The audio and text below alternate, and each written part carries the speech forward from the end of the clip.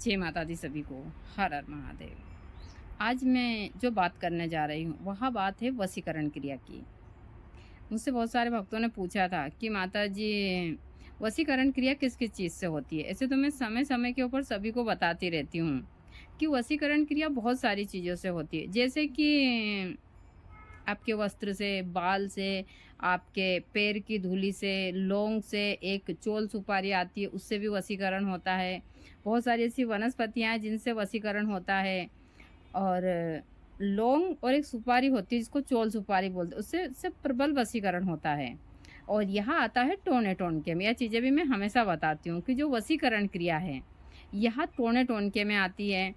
यह असर थोड़ी देर के लिए करती है, लेकिन नुकसान बहुत बड़ा कर जाती है। आपने हमेशा देखा होगा कि किसी व्यक्ति के ऊपर जब वशीकरण क्रिया होती है, तो वह व्यक्ति यदि किसी के साथ चला जाता है घर छोड़कर, या फिर वह व्यक्ति चाहे महिला हो या पुरुष हो, कुछ दिन के लिए ही 2-3 दिन के लिए ही साथ में चला जाता है, तो उसकी ज़िंदगी जो तबाह होती है और उसके पीछे जो ज़िंदगियाँ तबाह होती है, उसके बारे में सभी को सोचना चाहिए।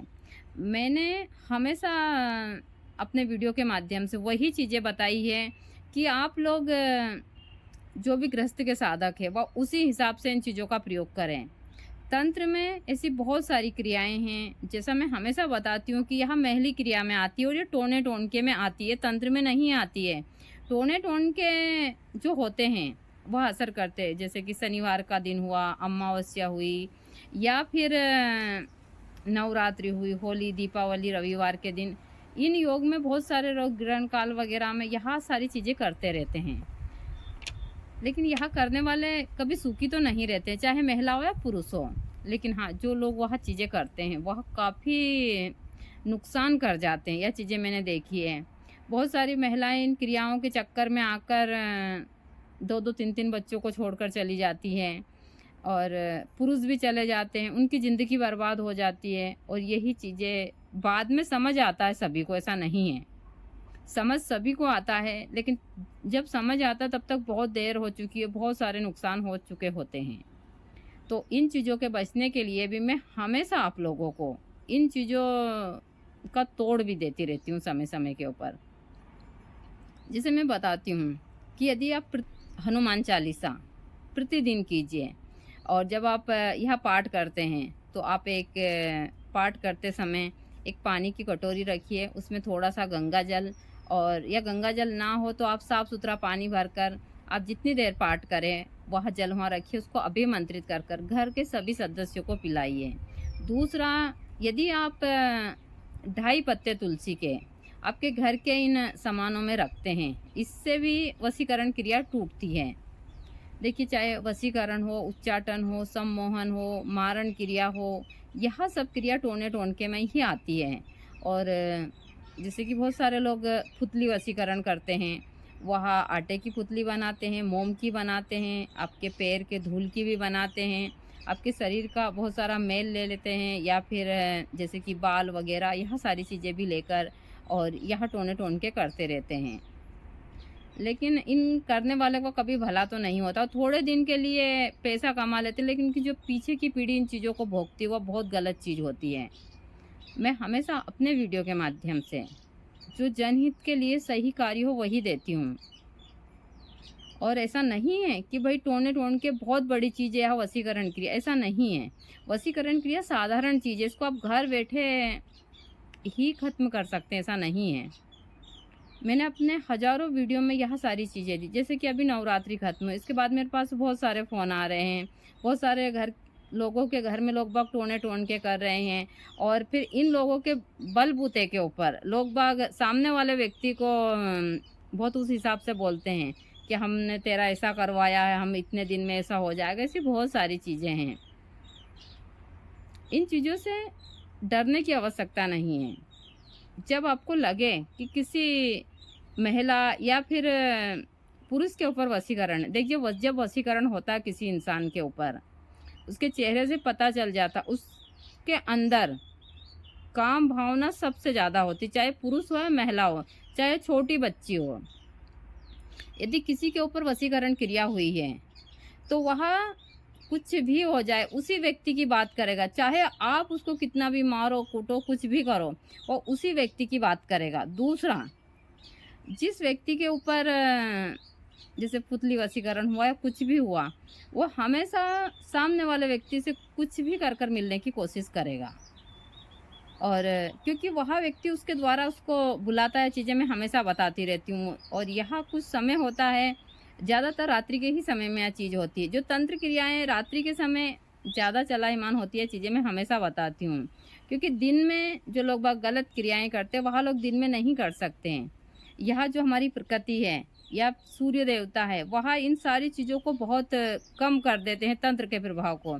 और जब व्यक्ति चलता-फिरता होता है, जब रात्रि के समय इंसान सोता है, उसका दिल दिमाग एक उस हिसाब से होता है, तब जाकर रात्रि जितनी भी तंत्र की क्रियाएँ होती हैं, सब रात्रि के ही समय होती है। यह चीज़ें आप हमेशा याद रखिए। जो भी लोग तंत्र की क्रिया करेंगे, वो रात्रि के ही समय करेंगे, जो गलत क्रियाएँ करेंगे, वो रात्रि के समय, इसीलिए वो रात्रि का चुनाव करते हैं। हम मंदिर का दरवाज़ा हमेशा आपने देखा होगा, जब भी हम पूजा करते हैं शाम को उसको पर्दा लगा देते हैं और भगवान जी से बोल देते हैं कि आप विश्राम कीजिए, अभी हम भी विश्राम करने जा रहे हैं।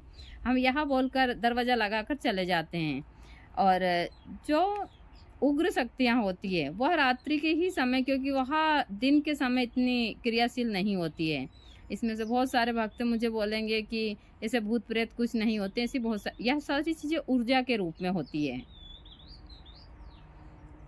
जैसे कि त्राटक हुआ है, बहुत सारी चीज़ें, यदि आप जो एक व्यक्ति त्राटक करता है, वह कभी 10 मिनट किसी व्यक्ति के आँखों से आँखें मिला लेगा, तो वह व्यक्ति स्वतः ही आकर्षित हो जाता है।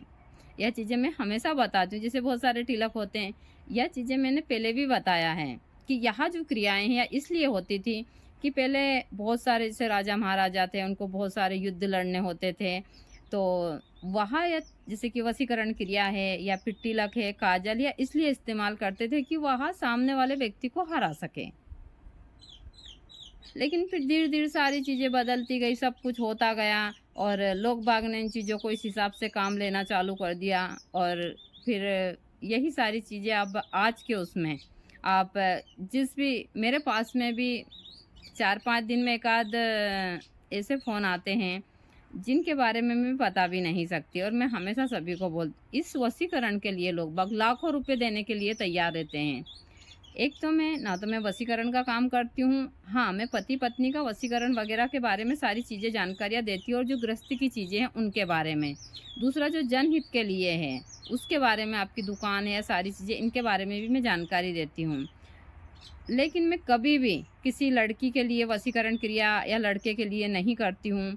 ना मैं उच्चाटन, मारण, यह सारी क्रिया और जो भी है सट्टे वगैरह, मैं सबको खुलेआम चीज़ों के लिए बोलती हूँ कि यह गलत चीज़ें हैं। यदि आप आज गलत करेंगे, हमको जो ईश्वर ने यह चीज़ें दी है कुछ समय के ही लिए, मान लो, वह भी परीक्षा लेता है। आपने हमेशा देखे होंगे कि बहुत सारे ऐसे साधक हैं जो काफ़ी उस हिसाब से गुजरते हैं और जिस हिसाब से यहाँ पैसे आते हैं उसी हिसाब से यहाँ पैसे जाते भी। यह चीज़ें मैंने बहुत अच्छे से देखी है। जो लोग यही वशीकरण, सम्मोहन, लोगों को यहाँ सारी चीज़ें मारना सब करते हैं, उन लोगों का परिवार कभी भी सुखी नहीं होता है। हाँ, यह सच्ची है कि लोगों का आना जाना लगा रहता है। बहुत सारे लोग मुझे प्रश्न उठा देंगे कि आपके पति महाराज चले गए, मतलब उठाते हैं चीज़ें, मुझे पता है ना। तो यहाँ मृत्यु एक परम सत्य, वहाँ तो मैं बोलती हूँ। परेशानी वहाँ होती है जो लोग तिल तिल कर मरते हैं, उसको बोलते हैं परेशानी। परेशानी वहाँ नहीं होती है कि हम साधारण तरीके से शरीर, यहाँ तो सभी में, तो हम भगवती से हमेशा बोलती हूँ कि जिस दिन मेरा बुलावा आएगा मैं एक पल की देरी नहीं करूँगी। लोग बाग मृत्यु के लिए कहते हैं हमको और जीना और जीना, मुझे कुछ नहीं जीना है, मैं पल के बिछाए बैठी हूँ। जिस दिन आएगी मैं उसके स्वागत में खड़ी हूँ कि मैं हंसते हंसते चली, मैं उस दिन का इंतज़ार कर रही हूँ। मैं कभी नहीं कहती हूँ कि नहीं मुझे या जीना या काम करना, ठीक, जब तक हूँ इस शरीर में तब तक मैं अपनी पूरी जिम्मेदारी अच्छे से निभाऊंगी। लेकिन इसके बाद में जिस दिन यहाँ शरीर में छोड़ूंगी, मुझे कोई पीछे की परवाह नहीं, सबके अपने अपने हिसाब से सारी चीज़ें। जिस प्रकार गुरुजी मुझे छोड़कर चले गए, अब मैं जी रही हूँ, ऐसा तो नहीं कि गुरुजी के बगैर मैं मर गई हूँ। और जिम्मेदारी भी, क्योंकि जिम्मेदारी है तो सबके ऊपर जिम्मेदारी होती है। और यदि आपकी संतान समझदार हो तो आप चाहे आज या अभी ही छोड़े, यह सारी चीज़ों को बर्बाद नहीं करेगी। वरना आप 100 साल जियो, 200 साल भी जियो और आपकी औलाद खराब है तो आपको रोड के ऊपर ठोकर खाने के लिए छोड़ देगी। तो यही सारी चीज़ें हैं। तो सम्मोहन वशीकरण, सुपारी वशीकरण, लौंग वशीकरण, ऐसी बहुत सारी वशीकरण क्रियाएँ हैं जो लोग बाग करते हैं और दूसरे के परिवार को नुकसान पहुँचाते हैं। लेकिन इसके लिए मैं हमेशा आप लोगों को समाधान भी देती रहती हूँ। मेरे वीडियो में आप लोगों को हर चीज़ के समाधान मिलेगा, चाहे यूट्यूब पर हो या मेरे पेज के ऊपर हो। और एक भी नहीं, हज़ारों समाधान आपको इन चीज़ों के मिलेंगे। क्योंकि मैं वीडियो ही इन चीज़ों से संबंधित बनाती हूँ। जितने भी मेरे वीडियो है, भूत, प्रेत, बाधा, जो भी धन, खोदा, खादी, मतलब हवा, डंडा, डंडी, सारी चीज़ें उसी हिसाब के। तो आप लोग पूरे ब्लॉग देखते हैं तो आपको काफ़ी सहायता मिलती है जीवन में, और इनको शेयर भी कीजिए ताकि आप लोग ठगी के शिकार ना हो किसी भी क्षेत्र में। ऐसा नहीं है, मेरे पास भी हमेशा ही फ़ोन आते रहते हैं। बहुत सारी ऐसी महिलाएँ हैं जो अपने छोटे-छोटे बच्चे को छोड़कर चली जाती हैं। तो मैं ऐसे बहुत सारे पार्ट भी देती रहती हूँ समय-समय के ऊपर कि इनको आप कर बहुत सारे ऐसे प्रयोग देती रहती हूँ। इनको घर बैठे आप कर इन वशीकरण क्रियाओं को तोड़ सकते हैं। भूत, प्रेत, बाधा सबके बारे में देती रहती हूँ।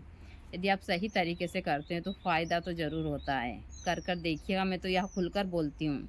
मैं वनस्पति की जानकारी, जो भी तंत्र की चीज़ें देती हूँ, इसी हिसाब से सभी को देती हूँ। करते हैं तो फ़ायदा ज़रूर होता है।